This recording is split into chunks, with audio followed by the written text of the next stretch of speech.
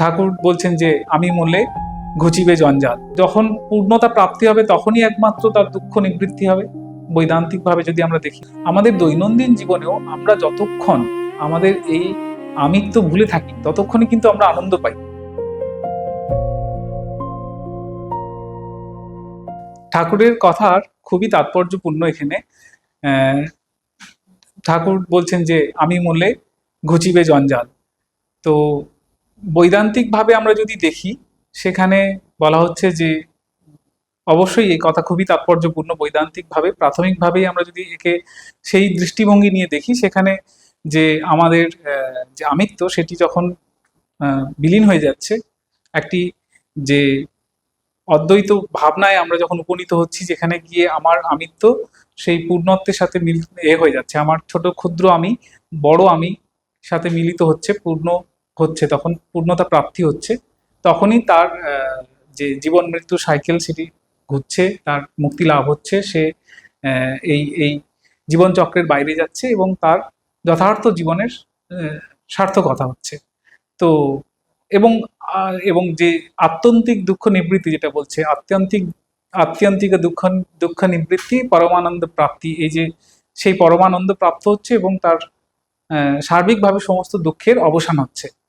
এটি তো নিঃসন্দেহে বৈদান্তিক দৃষ্টিভঙ্গি থেকে এই কথার সবচেয়ে বড় তাৎপর্য এটাই, যে যতক্ষণ আমার ক্ষুদ্র আমি রয়েছে, আমরা সেই ক্ষুদ্র আমির এই বন্ডেজে আমরা বাঁধা পড়ে রয়েছি, আমরা দেহ মন ইত্যাদিতে বাঁধা পড়ে রয়েছি, এবং সেই বাঁধনই আমাদেরকে সমস্ত দুঃখের ভোগ আমাদের মধ্যে আসছে, আমাদের দুঃখের চেতনা আসছে, আমাদের ভাবনা আসছে তার মধ্যে থেকে।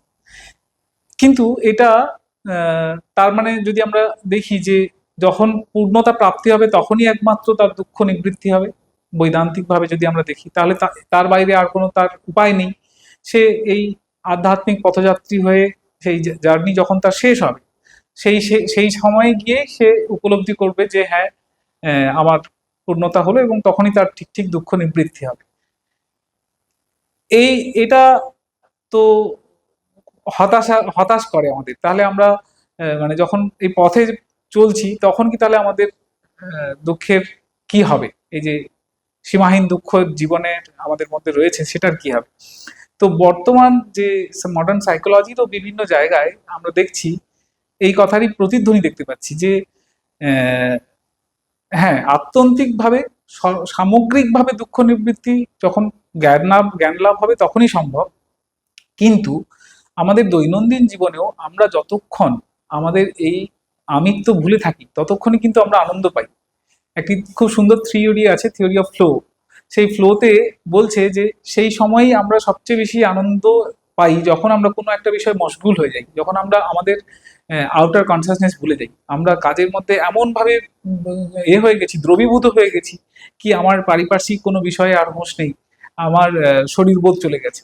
এবং এই রকম একটা যে মেন্টাল স্টেট, যেখানে গিয়ে আমার আমি চিন্তাটা কমে গেছে, তখনই কিন্তু আমরা খুব আনন্দ বোধ করছি।